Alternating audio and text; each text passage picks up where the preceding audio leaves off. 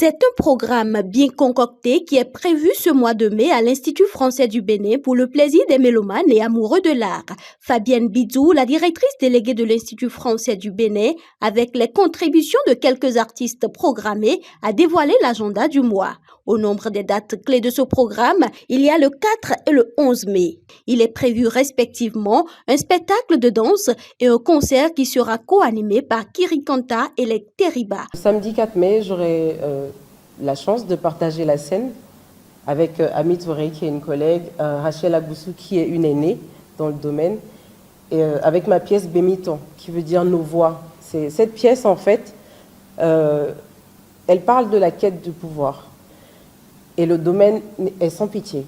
Il y a de la compétition, donc on peut être amis, collaborateurs, collègues, mais on est tous prêts à se poignarder dans le dos dès que l'occasion se présente, parce qu'on veut tous atteindre le sommet. Et cette pièce, c'est vraiment ce que ça questionne, la quête du pouvoir, la place de la femme dans le domaine artistique et culturel, et plus particulièrement celui de la danse. Nous allons partager la scène avec une première femme qui a dû rencontrer certaines difficultés avant que nous, on ne vienne emboîter ses pas. Et ce sera pour nous autres, jeunes artistes succédant à la scène musicale, de nous rapprocher de cette femme, de cette voix, et de nous inspirer de comment elle a pu trouver solution à tout ce qui peut se passer dans notre milieu. Quelques jours plus tard, le 14 mai, c'est une conversation littéraire qui est prévue avec l'écrivaine béninoise Anambaï Danyivo, qui a fait le choix de s'adresser à la jeunesse. Elle s'explique.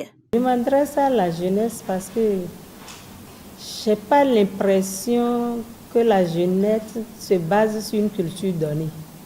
On dirait que la culture jeunesse et les comportements jeunesse vont à volo. On dirait que c'est tout ce qui vient de l'extérieur seul qui intéresse la jeunesse aujourd'hui.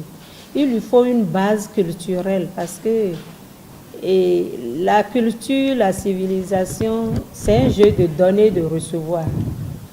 Et toute civilisation, toute culture qui ne vit pas de l'apport de l'extérieur peut s'étioler et mourir, comme le dit Senghor. Cependant, il faut avoir un socle, une base qui permette d'échanger.